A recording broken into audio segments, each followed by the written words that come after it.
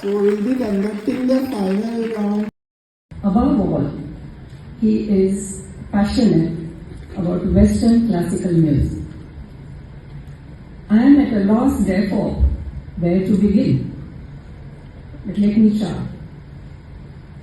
At the age of 5, he was exposed to the Western classical music because of his mother, who was an excellent piano teacher.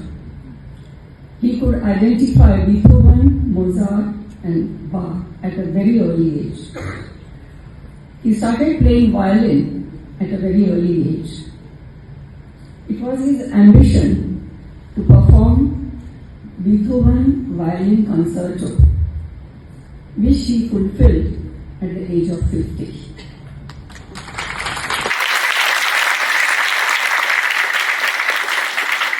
It was this passion which is still on, and he still travels abroad to attend the concerts off and on to rejuvenate himself.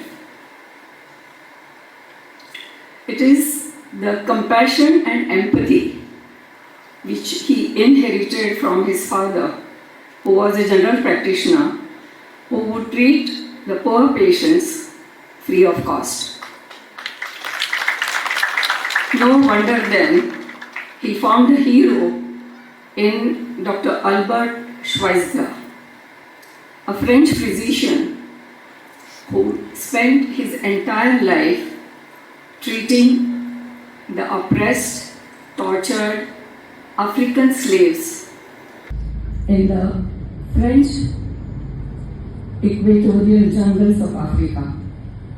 He spent his entire life for them. No wonder he received a Nobel Prize in 1953 for his exemplary contribution to the mankind. Even after so many years, the name of Dr. Schweitzer still conjures the images of selflessness and sacrifice for the underprivileged. No wonder then Dr. Udwadia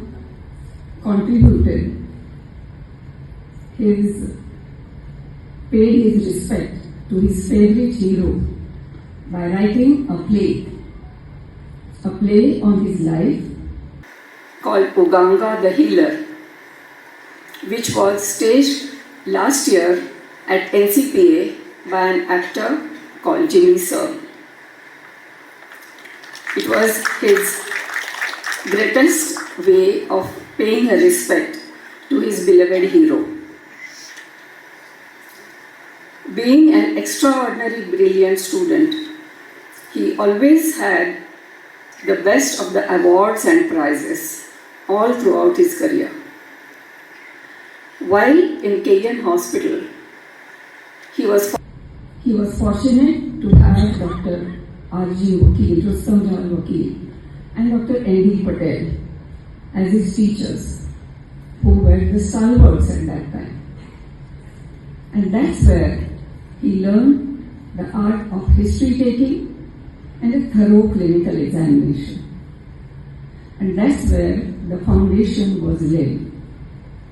He realized the importance of this art, which is bedside medicine. He always says medicine is best learned by the bedside and not in the books. He also says, learn the poetry to understand the pain and suffering of a patient. He says, don't treat an organ, but treat the human being first.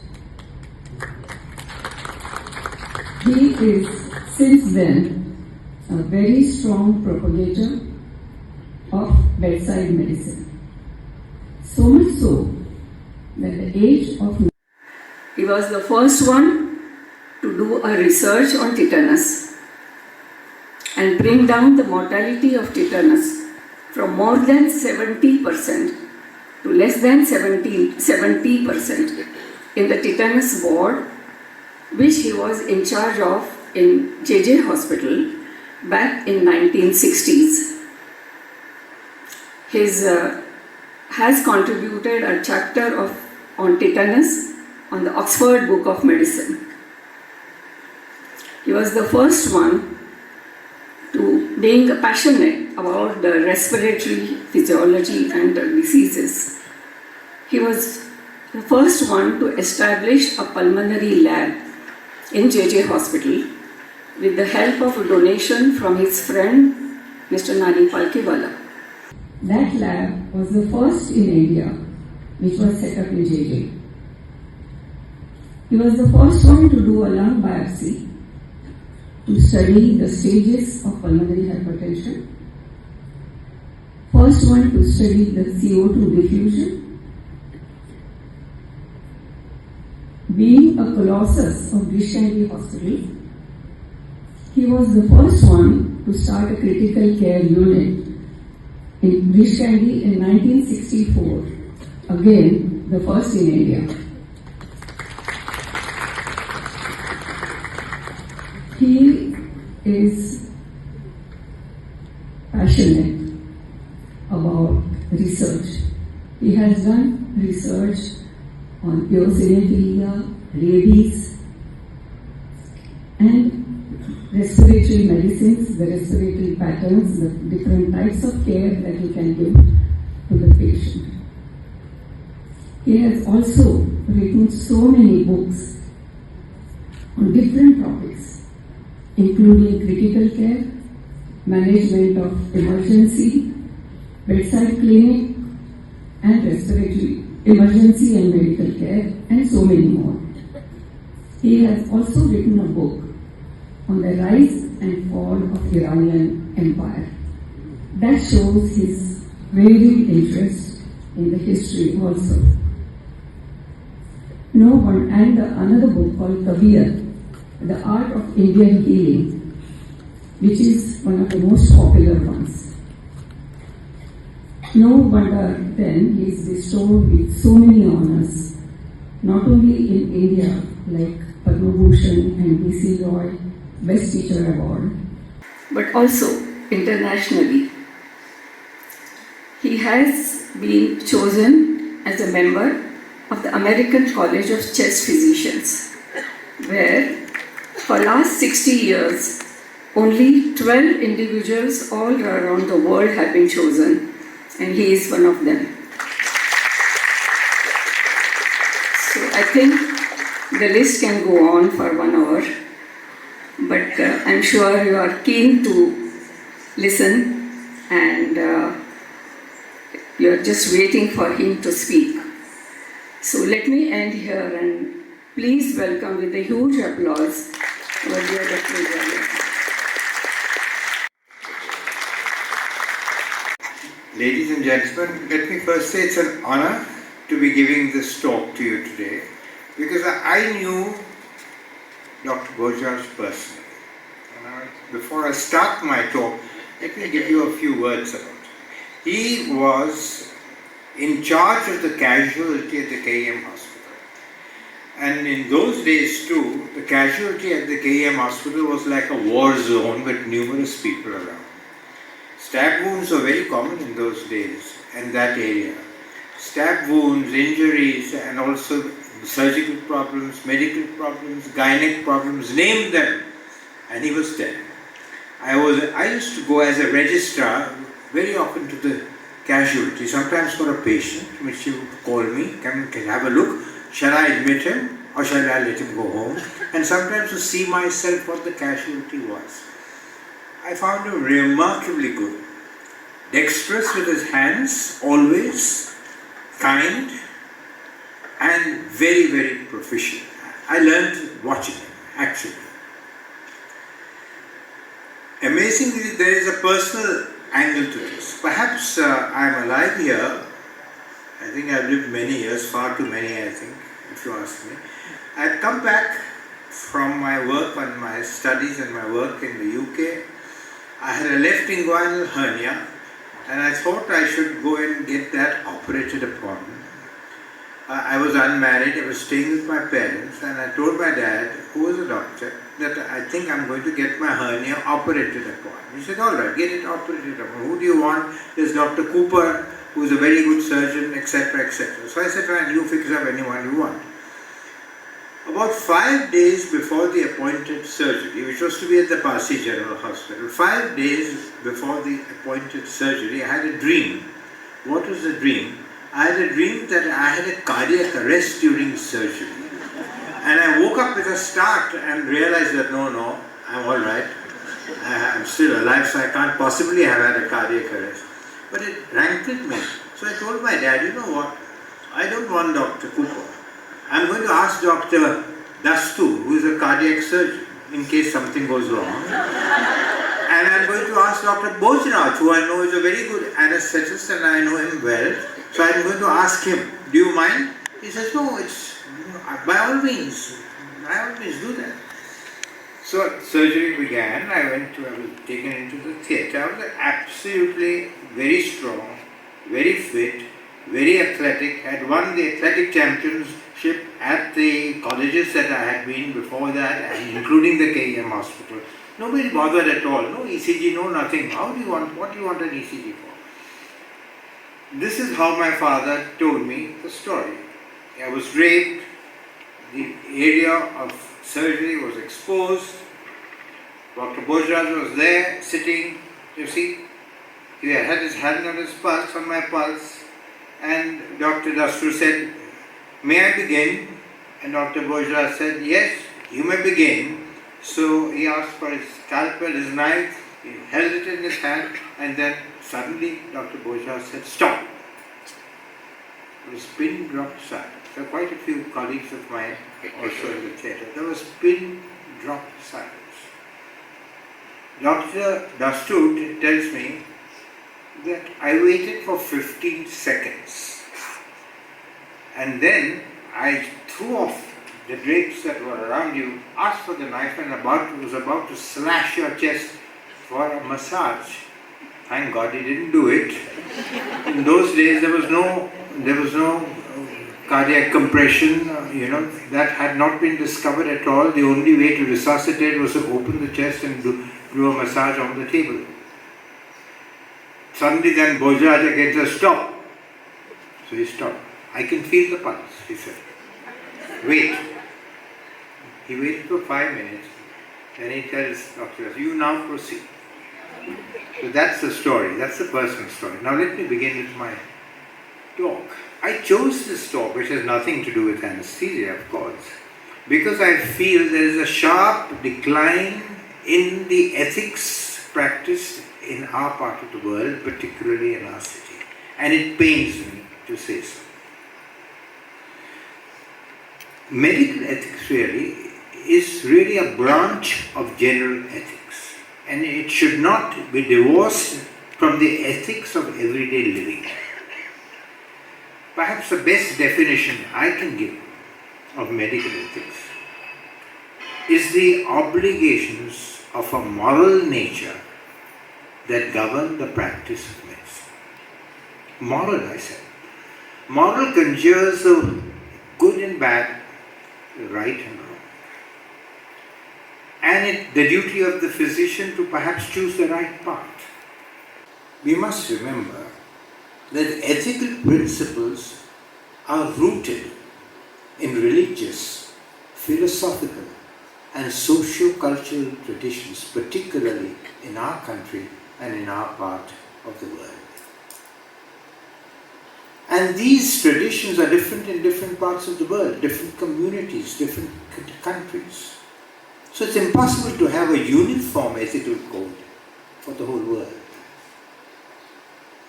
Also, it is worth remembering that medicine is as much an art as it is a science. And it is the art and philosophy of medicine really which comes into play when a physician is confronted with ethical issues in the course of his practice. Just a short word on the history of medical ethics. I think the first ethical code was 1500 BC. It was by Hammurabi, who was the king of Babylon. Then came Hippocrates in 500 BC, between 400 and 500. Then came Charaka and Susruta around 2nd century AD. And then came many others, more important of which in the medieval age was Rhazes and Avicenna, two great Arabian physicians who wrote on medical ethics. I won't go into greater detail on the history, but to tell you that the current aspect of medical ethics was written by two English people. I think one was called John Beauchamp and the other was called James Childress. And they put out a textbook which was called a textbook of bioethics. And it is they propounded the basic principles of medical ethics. And the first principle, ladies and gentlemen, is beneficence and its counterpart, non-maleficence. What is beneficence? Beneficence is doing good to the patient, doing as much as you can to promote and help the patient's interests when he is ill. That is beneficence. Now, beneficence requires expertise, obviously. You require the necessary expertise in which you have been trained, in which a doctor has been trained. And if you don't have that expertise, it is incumbent upon you to ask a colleague who has more expertise on this. Not to do so is not ethical. But beneficence is much more than just medical or surgical expertise. Beneficence really includes human qualities. And what are these human qualities? These human qualities can best be summarized in one word: humanism or humanity. And what is that? It is the quality which enables a physician to care and empathize for a patient so that he does all he can to help him relieve pain and suffering. That is humanity. And it is sadly that which is lacking today. And humanity doesn't belong to the science of medicine. Humanity belongs to the art of medicine. You might ask me, what is the art of medicine? It's difficult to really put into words. You cannot quantify the art of medicine as you could quantify some aspects of medicine and surgery, physiology, pathology. You can't quantify it. I think it consists of qualities of the mind and the heart which empathize with the patient and which help the patient as best as is possible. That's it. You can go as far as possible and define perhaps the art of medicine like this. It's unfortunately an art which is a forgotten art, and perhaps in time to come it might even become a lost art, which will be very sad for both man and medicine. Now, it's important to realize that beneficence has its counterpart, and that's non-maleficence, which means you must not do anything that might harm the patient. It's a great Hippocratic idiom, primum non nocere, which is the Latin, first of all, do no harm. So that is extremely important. But in today's time, it's impossible to be certain about that. Because the medications you have, the procedures that you do, can cure a patient, can make him live when he would otherwise die, and at the same time have side effects which can harm the patient. There's no doubt about that. What then? There's a very famous judgment by a great judge in the United Kingdom who's still revered, a chap called Lord Denning. A patient who died, his relatives sued the doctor. Why? Because the doctor was a decent human being, a decent doctor, gave morphine to an individual who had severe pain, an elderly individual who had severe pain. So he gave morphine with the idea of relieving his pain. And unfortunately, the patient had a respiratory arrest and died. Lord Denning gave this judgment that if in the process of your duties, giving medication or doing a procedure, death were to occur, the doctor cannot be sued. This is called the double effect in medicine. Effect in which you can cure and the effect in which you can harm. So this is a very important judgment which holds really even today.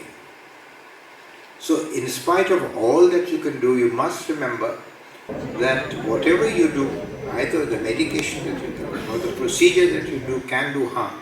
The moral of the story is that you must have a proper perspective. Or are you likely to do more good than less harm? So that's what guides the patient, the doctor, the physician or the surgeon in dealing with this patient. Now I want to come to a very important aspect of medical ethics, and that is patient autonomy. Patient autonomy is that the patient can decide whether he accepts the treatment that is being asked for or which is being given by his doctor or not. He may decide on whether he accepts it or not, he may refuse it, even he may refuse an investigation that the patient might be ordered or asked for. That is patient autonomy. Once upon a time, of course, for a patient autonomy to be real autonomous, it is very important that the exact situation and the problem is properly explained to him by the physician. Then only can he take a proper decision. Once upon a time, during my father's time and during Dr. BHOJRAJ's time, we had what we call paternalistic medicine. The patient was told to do something. It was as if the father telling the patient, his children something, he does it. Now it's different. It is a patient-centered medicine. And that is extremely important to remember. But if a patient makes an autonomous decision, for example, which is contrary to the advice of his treating doctor, that autonomous decision has to be sensible. It has to be in the best interest of the patient, and most importantly, it has to be taken after critical reflection. If not, to me, it really ceases to be an autonomous decision. Now this, of course, is anathema to Western medicine, because they say, well, if a patient says that I'm not going to do this, it's finished, you can't do anything about it. Very often, the principle of beneficence comes into antagonism with the principle of autonomy. And to the physician particularly, it is the way you interpret, the balance between the interpretation of beneficence and autonomy that enables one to make important decisions in medicine. This is really extremely important. My feeling is, for example, that in an acute emergency, in a possible life-saving emergency, the physician should lean towards beneficence against autonomy. Let me give you a few examples, and I'm going to give you a few examples which I have come across to show you what I mean. A young man is brought into the medical ICU. He's cyanosed. He has been transferred from another place with severe pneumonia. He's almost pulseless. His pressure is not recordable. He's blue literally. And we are ready to intubate and ventilate him. And I'm telling him, you have to do this, you're very ill, but I think we can manage if you let us do this. He says, no,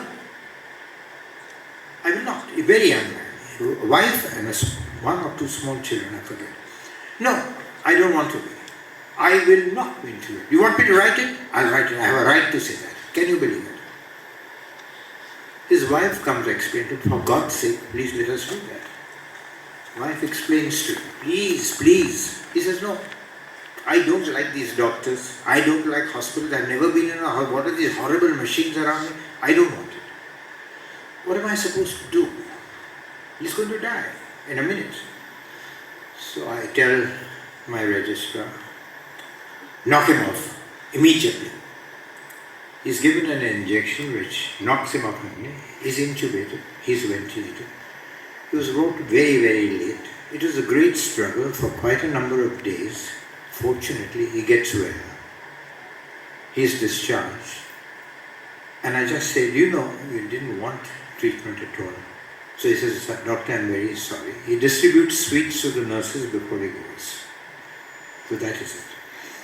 Second instance, a student of mine, at the KEM hospital, when I was at the registrar at the KEM, now a doctor, she was a doctor. She was brought in almost dead with a note clutched in her fist. We opened the letter. I do not want anything to be done on me. Obviously, she had committed suicide. Ignored the note, resuscitated her, goes home, and she's well. So that's what I mean, that in a life-threatening situation, beneficence prevails. Why? Why should we ignore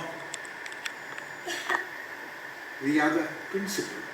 For the simple reason, to make an autonomous decision in such a situation is difficult. For one thing, there is fear, there is pain, there is anxiety, there might be a dislike for doctors, there might be a dislike for hospitals, instruments and what have you. So it really can't be an autonomous decision. There is no critical reflection on what the patient is saying in a situation as serious and as life-threatening as this. Of course, if it's a cold problem, like a person who has had cancer, should I take chemotherapy? Should I suffer radiation? I would say yes. Cold cases, time to make critical reflection, time to consult colleagues, time to consult relatives, friends, etc. There, of course, autonomous decision should hold. There are some difficult problems. I'm telling you again from difficult problems that I have faced. It may not be a life-threatening emergency, but it might be a rather dangerous medical problem. This, for example, I'll give you another example from an actual patient, a patient with recurrent attacks of diverticulitis. Advice after the third or fourth episode, now at least I can go ahead and get your surgery done. This is no, I don't want it done. I'm fine. Every time you have it, I take your antibiotics and I'm all right. This time she comes, and not only does she have a diverticulitis, she has a small perforation, a localized abscess abutting on the bladder. There was every chance she would have a fistula between the bladder and the body. I tell her, I think it's high time now you get this surgery done for God's sake. He says, no, I don't want it done. What do I do? Do I have a right to change this autonomous decision? I think I do in a situation like this. So I sit down and explain to her. I've known her very well, so she has trust in me. Explain to her, draw the diagram, tell her slowly, explain again, and she agrees. This is again called soft paternalism. Not only you don't say do this, you explain it very, very carefully. Is that all right? Yes, it is all right. Now I tell you an even more difficult problem. A person I know very well, know very well, of course.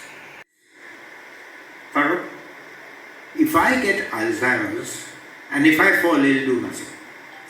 Why does he say that? Because there is Alzheimer's in the family. So I said, okay, all right, I understand what you say. Now, amazingly, he also gets Alzheimer's, right?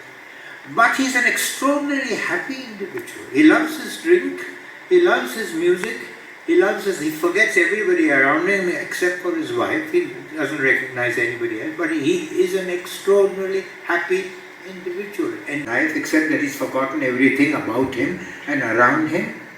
At what stage of Alzheimer's would he have said, now let me die? Would he have realized that? I said, no, he wouldn't have realized that. So I would treat him. and I did treat him. There are, of course, two sides to this sort of a question. So these are the dilemmas that sometimes one has, and it's no science which is going to help you. It's your innate feeling, it's your philosophy of life, it's your humanism that you have, and it's the overall outlook that you take in life and living. So that's the second principle, autonomy. Let me tell you the third, is justice. Justice, what does he mean by justice? It means that you do as much right as you can and as less wrong as you possibly can. That is really justice. The predicament that I had was when I was running the tetanus ward at the JJ hospital, and I managed with great difficulty through donations to get 3 ventilators, and there were 8 people with tetanus, sometimes all of them very ill, sometimes 3 very ill and the 5 not so ill. So who do I use the ventilators on? Which ones do I give and which? How do I know that the person next to him is not that ill just now, but in 12 hours time will become even worse? So that's really a dilemma, a real dilemma. Give me the permission to bring those who are very ill and on whom I can't, there are no ventilators, to bring them to the hospital critical care unit and treat them there. And of course you won't charge them. Also I promise you we will be able to do a good deal of research on these patients. Fortunately it was agreed, and that is how I managed to save, or rather give a balm to my own conscience that at least I was doing as best as I can for these very ill people. There are other very important ethical problems in medicine. I think the most important is communication. Most problems arise as a result of poor communication. I can't tell you how important it is. You must, if a patient comes with a cough and cold, it's all. But if a patient is really ill, communication is absolutely vital. You need to tell your patient everything that is happening to him, what you plan to do and why you plan to do it. In other words, you make an ally of your patient so that you and your patient can fight the battle together. I can't tell you how important that is. Also, that communication, which is as good as I have told you, builds a great bond between the doctor and the patient. And this is indeed the core of clinical medicine, the bond between the doctor and the patient. Being anesthetist, you don't realize what I mean. But if you are treating very ill patient, and if the patient has a bond with you, and the patient has trust in you, and if a patient has faith in you, it makes a great difference. I can't tell you, it helps in healing. I can assure you it does. But what about the relatives? That's the great problem these days. You have to communicate with the relatives, and sometimes it takes me much more time communicating with the relatives than with the patient. But the more you communicate, the better it is. Because only then, if things go wrong, you're most likely they're not going to produce problems for you. So communication with the relatives is really very important. And finally, communication with yourself. How do you communicate with yourself? I do so for every very sick patient. Every 3 or 4 days, I write a long report on the case paper. For 2 reasons. Sometimes when I write the report, I sometimes see, should I do this, should I not do this? Things become more clear when I write everything down in a critically ill individual who's had many problems during the first 5, 6, 7 days or so. And for another, I know that if I'm writing this every 4 or 5 days, if something goes wrong and the relatives are nasty, nobody who looks at this paper could say the doctor has not taken interest in the patient or the doctor has not looked after the patient. I don't think as anesthetists you'll have anything to do with this sort of thing, but for physicians like me, I think it's extremely important. And I can't tell you how much not only has it benefited me, but also benefited the institutions where I have worked. So that's communication. Next is charity. Charity. Never refuse a patient who cannot afford your fees, either as a physician or a surgeon or any field. Never, never. A young fellow came and told me, he said, everybody is going to come to you now that you are not charged. I said, no, it doesn't happen that way. I don't know why. It doesn't happen that way. The most I have 2 patients out of 10 which are not to be charged. What's wrong in that? I said. So charity is indeed an extremely important. Some people say, where is the ethics? It is, I think, an ethics. So charity. And then confidential. What you and your patients say in the consulting room are stories or are descriptions. They are absolutely private. Even a judge in the High Court cannot ask you to divulge that. Please remember that. That's the law. Of course, sometimes when you find something about a patient, and if the patient does not reveal it, say a patient has HIV and he doesn't want to reveal it to his spouse, that's wrong. Confidentially it should end there. Or if you find something which can be harmful to the community or the country, then confidentiality really does not apply. And finally, of course, honesty and integrity. You cannot be a good physician unless you are a good human being. Honesty and integrity is vital, is absolutely essential. And that honesty and integrity, if you are taught that from your childhood, you will remember that and you will practice that in your life, not in your daily dealings only, but in your professional life as well. I've given you some ethical ideas now on the doctor-patient relationship. It is equally important to explore the relationships of the whole medical profession as such in relation to the practice of medicine in contemporary society, in our part of the world, in our country, in our city. That is equally important. You all know that medicine has made great strides. It has changed the face of medicine completely. Science and technology have changed the face of medicine completely. But there is a strange paradox. There is still a great degree of distrust, disillusionment and antagonism against medicine. Look at the way sometimes the poor housemen in large teaching hospitals like the KE and JJ are handled when a patient dies. The relatives attack him, literally attack him, break things. Look at the number of lawsuits filed against doctors. Why is it so? Why is this disillusion? There is obviously look at the nursing homes being burned sometimes because a patient died there. Sometimes, can you imagine this sort of arson occurring and very often on wrong grounds? Why is that so? There's a double paradox in this, if you ask me. When I was learning at the KN hospital, when I was a student, when I was a houseman, when I was a registrar, the doctor was treated with tremendous respect.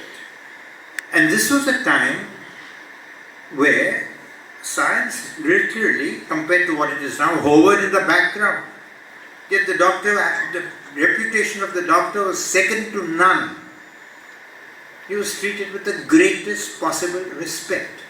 And today, when science has a great grip on medicine, and medicine has done so much, has advanced so much, has done so much good, you find that the medical profession is not held in that much of a high regard, and also the reputation of the doctor is not as good as it used to be. I am in a position to say that, because I have seen both parts of the world, both sides of the world. Why is that so? I think because medicine has slightly strayed from its path. It is the mechanization of medicine.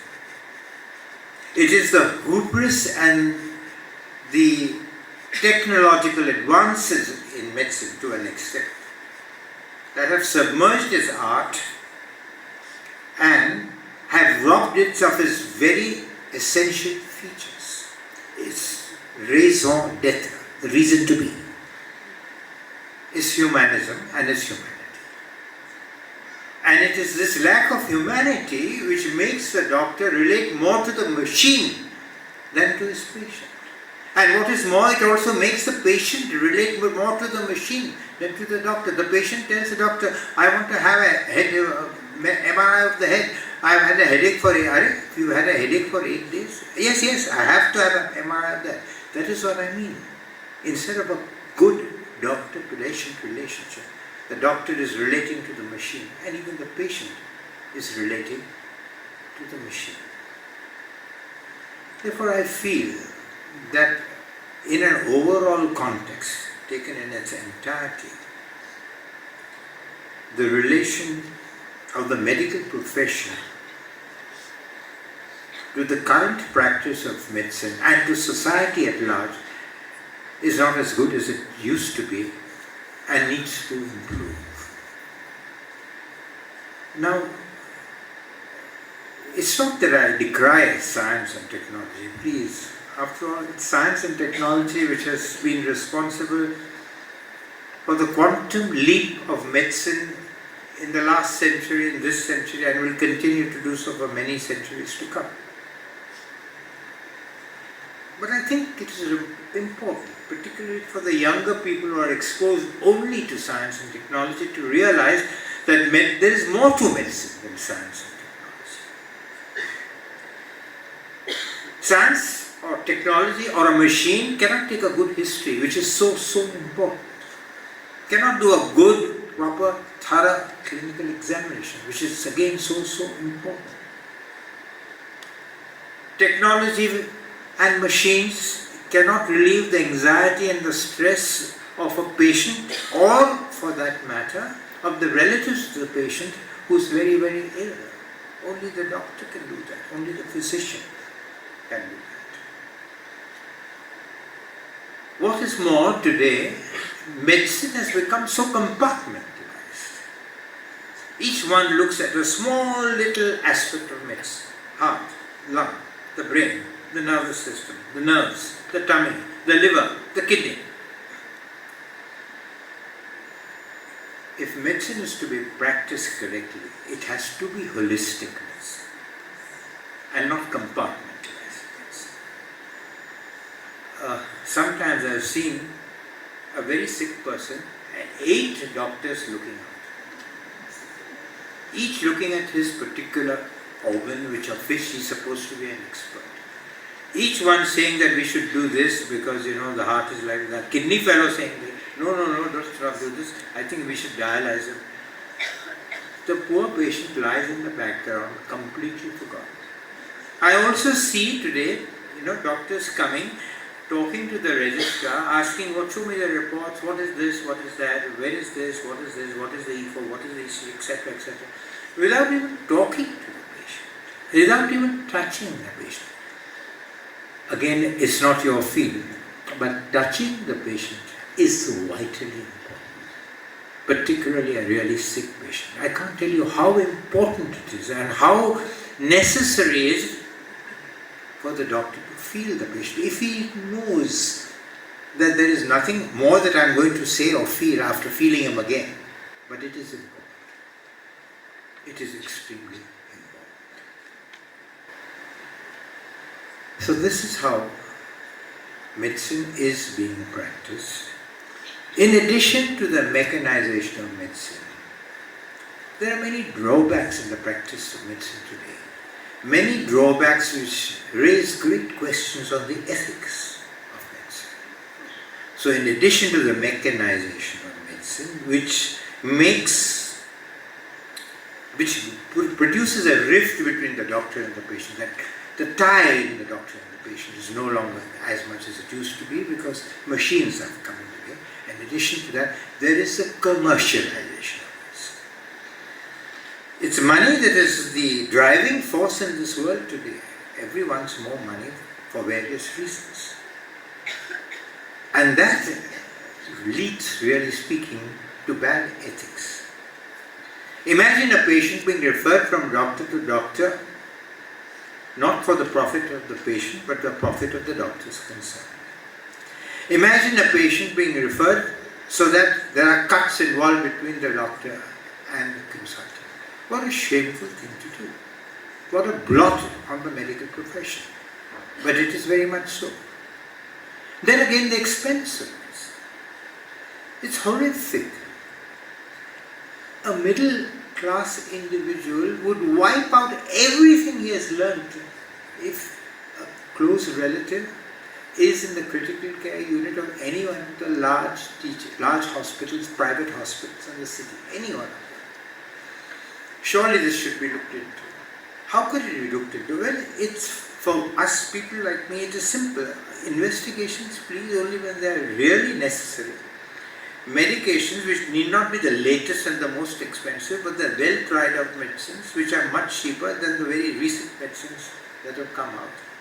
Using your eyes, ears, nose and hands more than just reliance on machines, so that the expense related to machines also becomes comparatively less.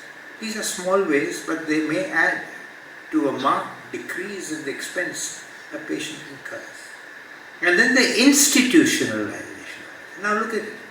An MRI machine, for example, in an area of 2 or 3 kilometers, there are 5 MRI machines. Any new nursing home or a hospital which comes in must have the latest that has been done. And it becomes difficult because the MRI is giving you an example of a very expensive, and the poor chap who is running it is always tense because the CEO is always telling him, what the hell are you doing? I've paid so many crores and it's not making any profit. So what does he do? Poor chap. The patients become fodder for the machines. So many unnecessary investigations are performed, not just the MRI, otherwise also. That is what happens.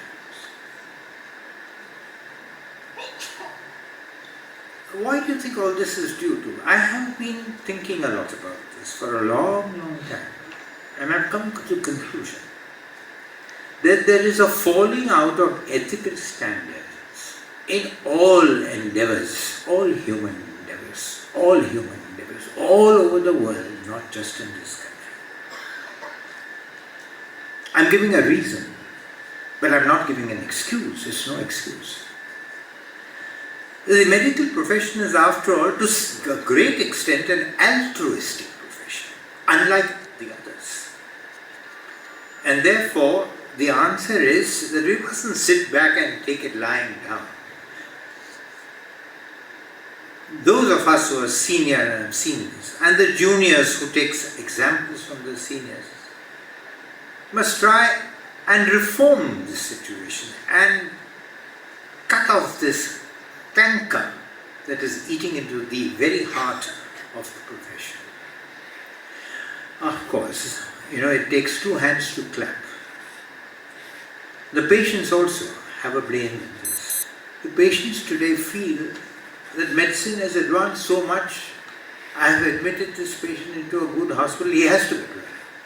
Why is he not getting well? Oh Lord, I have to answer this so often. Why is he not well? I mean, this is the best ICU, they're good doctors, they are everything you want, but the patient is getting worse. He's there for 8 days and I see him getting worse. What do you answer to that? Patients don't realize that there are limits to medicine. And there will be limits for medicine for a long, long time to come. So that's an important thing to remember, the overall totality of the situation. The doctors on the one hand, the patients on the other. I don't know how many of you have heard of Ivan Illich. Ivan Illich wrote a great book called Medical Nemesis. The expropriation of health. Ivan Illich was not a doctor of medicine, he was a doctor of philosophy and sociology. And he was a professor in Mexico, in the University of Mexico. And he opens his book with a remarkable statement: modern medicine may perhaps have done more harm to medicine than good. Of course, that's rubbish, frankly. If he herself was to fall ill, I'm sure he'd go to a good doctor in a hospital where facilities are available. But it's remarkable. He was a extraordinarily clever man. And he chose quotes chapter and verse from the peer-reviewed journals, medical journals of the world, to prove what he's trying to say. And he says, why is he saying that? Why am I saying that, sir? The medical profession has done, medicine has three great disadvantages. First, he calls it medical iatrogenesis. Iatros is a physician, genesis is to make, says that the physician or the hospitals are responsible for a number of diseases. And he quotes chapter and verse to say, see the number of people that have been killed as a result of medical procedures or medicines. See the number of people that have been made ill by that. Literally, you can't but gape at the statistics that he shows on that. But then, of course, as I told you, you have a medicine which can cure, and the same medicine can do a lot of harm. You cannot deny that. So what do? The only thing is, after you read this, you should have a proper perspective of what am I giving? Am I giving is likely to do him more good? Perhaps don't give something which will perhaps do much more harm. But even then, sometimes your hands are tied. A life-saving drug can sometimes do harm and kill the patient, and at the same time cure the patient. So it's a bit of a dilemma. So that's medical iatrogenesis. Then he says, the medical profession and medicine produces social iatrogenesis. What is social iatrogenesis? Social iatrogenesis is that medicine has been so structured, the medical profession has been so structured. For every little thing, the person in society rushes to the doctor or goes to the hospital. In other words, this is excellent for the profession, but not good for society at large, which should manage itself for small things in its own way, as they used to do once upon a time. Very interesting and very true. Very, very true. How many times people have waited for 3 months to ask for a stupid cold and a cough which has disappeared by the time he comes and sees me. That's the sort of thing. And then the most important thing, he also says there is a cultural iatrogenesis. What is a cultural iatrogenesis? Cultural iatrogenesis is one in which the profession determines that every patient should be cared for to the best extent, to the best way, as far as medical science just now says, right to the time till he dies. In other words, you must fight death to the end. That's wrong. There is a time when you say, it's enough.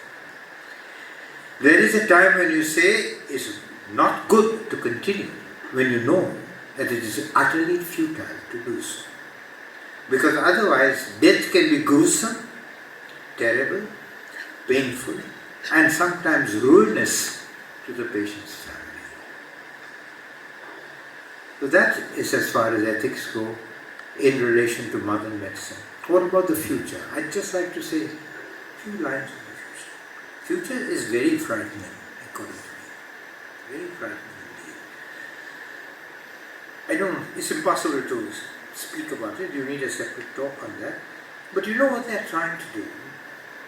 They are doing what is called genetic engineering, fooling around with human machines, so that Homo sapiens becomes far more superior than what you and I are, far more clever, far more strong, physical, mental attributes. What is even worse, as a result of genetic engineering, you might change completely. You see, we human beings, Homo sapiens, have evolved over millions of years, and we have evolved through Darwin's selective theory, selection of the fittest, and through genetic shifts which have occurred all through over years. And this is how we are as Homo sapiens. And almost certainly over another millions of years we will look different, because the same thing will apply, but it will apply in accordance with the normal laws of nature. What the current scientist is wanting to do is to do this in a matter of 100 years, 500 years, or at most 1,000 years. So that you will not recognize what the Homo sapiens is going to be 500 years from now. He might be different, but look like you, or he might not look like you at all. They're trying to so bioengineer, so that you may be half machine, half man, or full machine, so you have no bearing at all as a Homo sapien. That is the danger. Therefore, I feel it is absolutely imperative that the ethical values go hand in hand with the new discoveries being made in medicine. That is vital. Can you imagine, for example, people who are very superior in every way compared to us just now? That would be a super race. And how many super races can you? You might have China and America, perhaps. And parts of Europe. What about poor us? Super races will dominate over us for sure. There will be more wars, more trouble. The planet will be ruined that way, even more going. That's why ethical values should go hand in hand with discoveries that are being made. Otherwise, I think mankind will be plunged into a real dark age, darker than ever before, which is made even worse by the light of perverted science. Thank you, ladies and gentlemen.